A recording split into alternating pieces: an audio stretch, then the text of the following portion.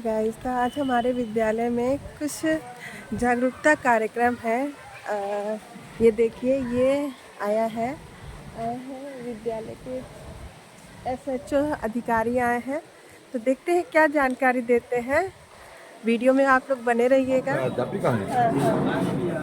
माननीय मैडम, इस वीडियो के माध्यम से पब्लिक को जागरूक करने के लिए ये संदेश नई जो भारतीय पहले आईपीसी थी उसको भारतीय न्याय संहिता बना गया है, इसी को पब्लिक को जागरूक करने के लिए इसका प्रचार प्रसार किया जा रहा है। इसको आप अपनी तरफ से भी हमारी तरफ से भी पब्लिक को, बहन बेटियों को, सबको जागरूक करने के लिए उसको कर देना, शेयर कर दीजिएगा। शेयर कर देना। थाना सिकंदरपुर के नवागढ़ एसएचओ माननीय श्री मूलचंद चौरसिया जी, साथ में आपके सहयोगी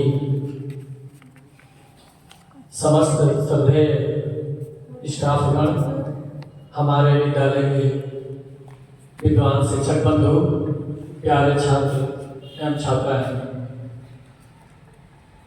आज बड़ा हर्ष का विषय है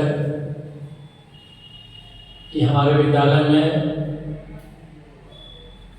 इस थाना के नवागत एसएचओ साहब का आगमन हुआ है। इसलिए आपका हार्दिक अभिनंदन है, स्वागत है। क्योंकि ये सौभाग्य है कि आप कल ही आए हैं और आज आपका आगमन हुआ है। आपका उद्देश्य, आने का उद्देश्य है कि सरकार के मंशा के अनुरूप जो भी नियम कानून बने हैं, उस नियम कानून से आप छात्रों को, छात्राओं को और हम सभी जनता को अवगत कराएं, जिससे शासन की मंशा के अनुरूप वैधानिक रूप से शासन चल सके, कार्य हो सके। चूंकि परीक्षा का समय था, परीक्षा समाप्त हो चुकी थी, आज कुछ बच्चों का परीक्षा था, इसलिए अपेक्षाकृत संख्या नहीं है। फिर भी आपका अपने कार्य के प्रति समर्पण, निष्ठा के कारण आपने प्रतिकूल परिस्थिति में भी अपने दायित्व को सफल निर्वहन हेतु विद्यालय में पधारे हैं। एक बार पुनः आपका स्वागत है और आपसे निवेदन है कि आप कृपया जिस उद्देश्य के लिए आए हैं उस उद्देश्य के बारे में हम सबको अवगत कराने का कष्ट करें। माननीय श्री चौरसिया जी। धन्यवाद प्रिंसिपल साहब। हमारे देश में पहले अंग्रेजों के द्वारा बनाया गया कानून लागू था। 1 जुलाई 2024 से भारतीय संसद ने नया कानून पास किया है, जो मूल कानून कहे जाते हैं। भारतीय न्याय संहिता, भारतीय नागरिक सुरक्षा संहिता और भारतीय साक्षर अधिनियम। तो पहले जो कानून थे अंग्रेजों द्वारा जो बनाए गए थे, वो यहाँ पे शासन करने के बनाए गए थे, वो दंड स्वरूप बनाए गए थे। तो अब जो नए कानून बने हैं वो न्याय के लिए बनाए गए हैं। जैसा कि आप देख रहे हैं, यहाँ पे लिखा है कि दंड से न्याय की ओर। अब जो कानून बनाए गए हैं उसमें सुधारात्मक पहलू ज़्यादा है और गांधी पहलू कम है। तो मैं आपको याद समझ नहीं होगा, मुझे पता है कि बच्चे सुबह परीक्षा दे रहे थे, तो जो मूल उसमें परिवर्तन किए गए हैं मैं उनके बारे में बता दे रहा हूँ। जो संक्षिप्त में मैं लिख के लाया हूँ, क्योंकि उसे बताएंगे तो सारी चीज़ें नहीं आ पाएंगी और कुछ महत्वपूर्ण चीज़ें छूट जाएंगी। जैसे जो लिख लाए उसको हम पढ़ दे रहे हैं, उससे आप लोग समझ पाएंगे कि हाँ क्या क्या चीज़ परिवर्तन आए हैं और पहले कानून कैसे काम करता था, कैसे काम करता है। भारतीय न्याय संहिता में जो मुख्य बदलाव आए हैं वो है अपराधों का विलीनीकरण। भारतीय न्याय संहिता 2023 में किए गए ये बदलाव भारतीय आपराधिक कानून को अधिक प्रभावी और समकालीन बनाने के लिए किए गए हैं। इन नए प्रावधानों से कानून को अधिक स्पष्ट और न्यायसंगत बनाने में मदद मिलेगी, जिससे नागरिकों की सुरक्षा और न्यायिक व्यवस्था और मजबूत किया जा सकेगा। पहले देशद्रोह का कानून था, अब उसको हटा दिया गया है। पहले मॉब लिंचिंग का कानून नहीं था। आप लोग पेपर पढ़ते थे और पढ़ते हैं कि वहाँ पे किसी बैंक बना करके कई लोगों ने उसको मार दिया, उसको मॉब लिंचिंग करते हैं। तो वो अब एक अपराध माना गया है। पहले वो अपराध उसमें कोई धारा नहीं थी कि किस धारा में कोई परिभाषा नहीं थी कि कैसे इसको परिभाषित किया जाए, और अब इसे एक अपराध माना गया है जिसमें 5 या अधिक लोग मिलकर किसी व्यक्ति की हत्या करते हैं। इसे धारा 103(2) में दंडित बनाया गया है। पहले संगठित अपराध की कोई परिभाषा नहीं थी, जबकि आप लोग पेपर पढ़ते थे, माफिया संगठित अपराध जैसा पढ़ते थे, तो इसलिए अलग से कोई धारा नहीं थी। अब नए भारतीय न्याय संहिता में नई एक धारा बनाई गई है 111। संगठित अपराध, छोटे संगठित अपराधों को केंद्रीय अपराध माना गया है। संगठित अपराध की परिभाषा 111 बीएनएस में सबसे महत्वपूर्ण परिवर्तनों में से एक संगठित अपराध के रूप में स्पष्ट रूप से परिभाषित करना किया गया है। इससे पहले आईपीसी में संगठित अपराध की कोई स्पष्ट परिभाषा नहीं थी, जिससे कानून लागू करने में कठिनाई होती थी। बीएनएस के तहत संगठित अपराध में अपहरण, जमीन कब्जा करना और अन्य गंभीर अपराध शामिल हैं, जो किसी गिरोह के माध्यम से या उसके लाभ के लिए किए जाते हैं। इसमें 8-10 अपराध शामिल किए गए हैं। अगर उसमें कोई उस तरह अपराध करता है तो उसको बार बार करता है, उसको संगठित अपराध कहा जाता है। पहले रात की परिभाषा नहीं दी गई थी, अब रात की परिभाषा दे दी गई है कि सनसेट से सनराइज तक, सूर्यास्त के बाद और सूर्योदय से पहले तक जो भी समय है उसको अपराध कहा जाएगा। धारा 8 की परिभाषा पहले बहुत ज़्यादा स्पष्ट नहीं थी, अब उसको भी परिभाषित कर दी गई है। कॉन्स्पिरेसी, अटेम्प्ट और एबेटमेंट, इन सबको भी पहले स्पष्ट परिभाषित नहीं किया गया था, अब व्यक्त कर दिया गया है। सरकारी दस्तावेजों की जालसाजी, सरकारी दस्तावेजों की जालसाजी पर सख्ती धारा 337 बीएनएस व धारा के तहत आप सरकारी दस्तावेज जैसे आधार कार्ड, मतदाता पहचान पत्र की जालसाजी को स्पष्ट रूप से परिभाषित किया गया है।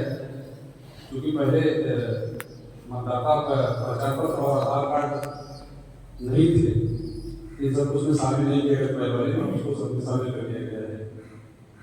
हिट एंड रन, जिसको कहते हैं एक्सीडेंट जैसे मौत हो जाती थी तो बहुत सिंपल सी 2 साल से जाती है, और वही ड्राइवर बार बार करता रहता था और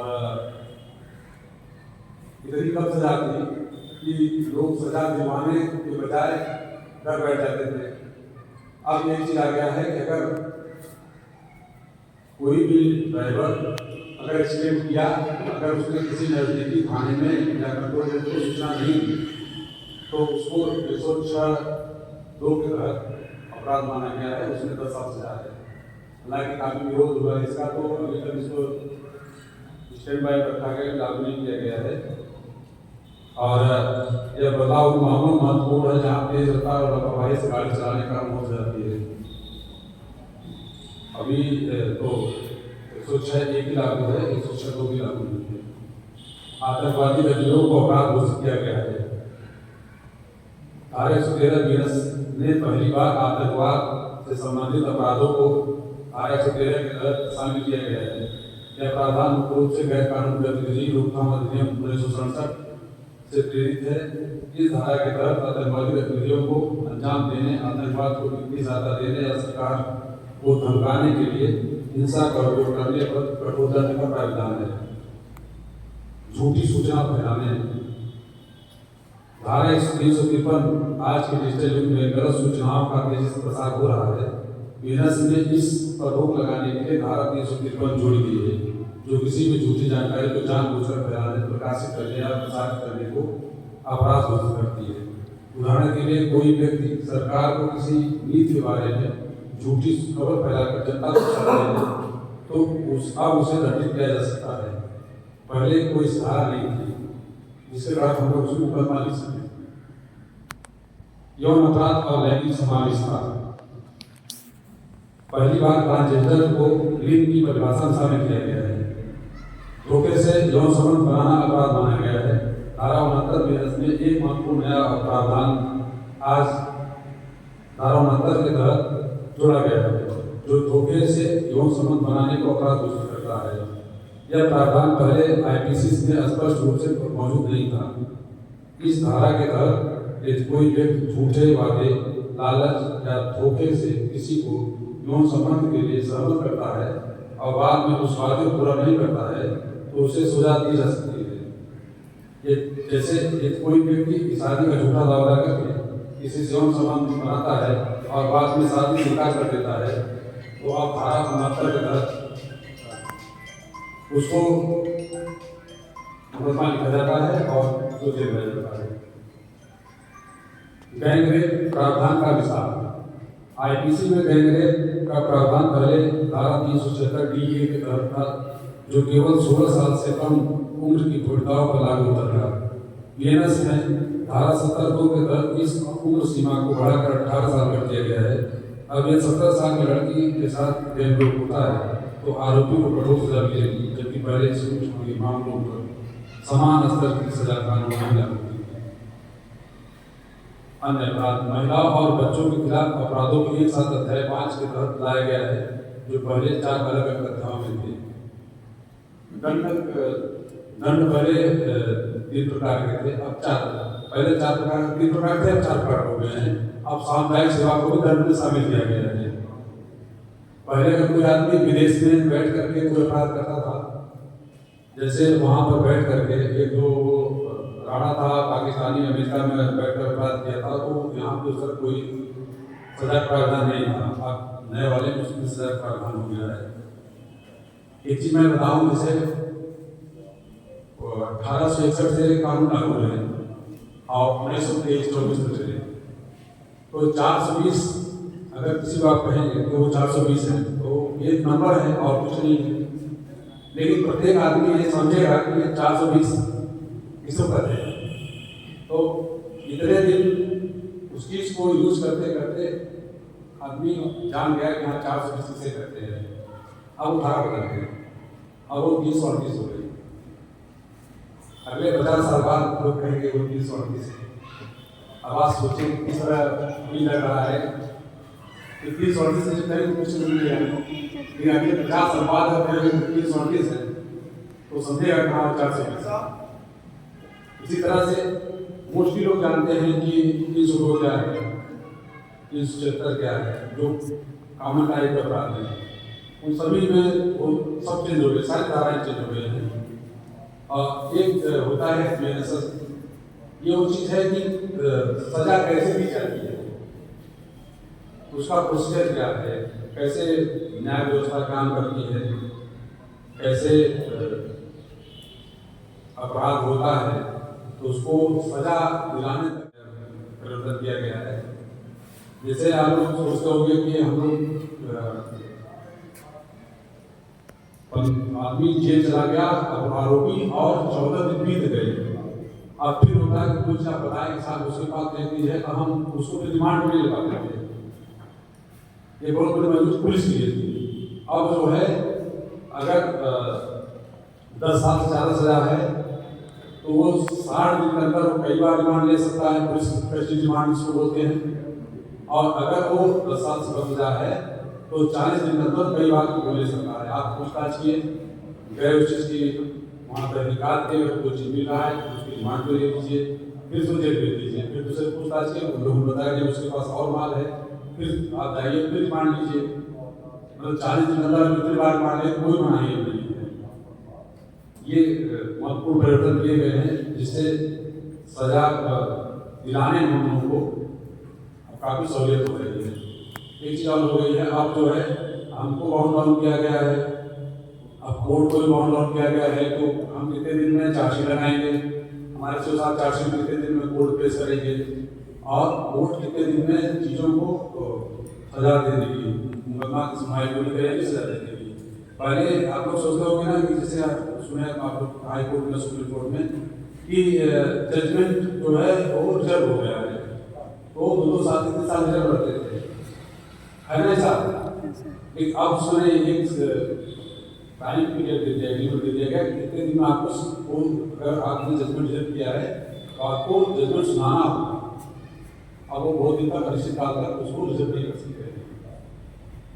और बाकी साक्षर नियम है, बाकी साक्षर नियम है कि कौन कौन से चीजें साक्ष्य मानी जाएगी जिसके आधार पर सजा दी जा सकती है।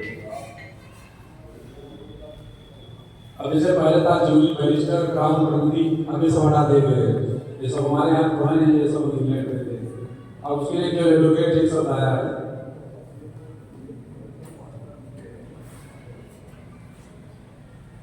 मलिक साहब, बताओ मलिक साहब, कुछ आप बोलोगे? इतना ही मुझे कहना था, अगर किसी कोई सवाल हो तो कर सकता है। देखो मेरी बात सुनेंगे,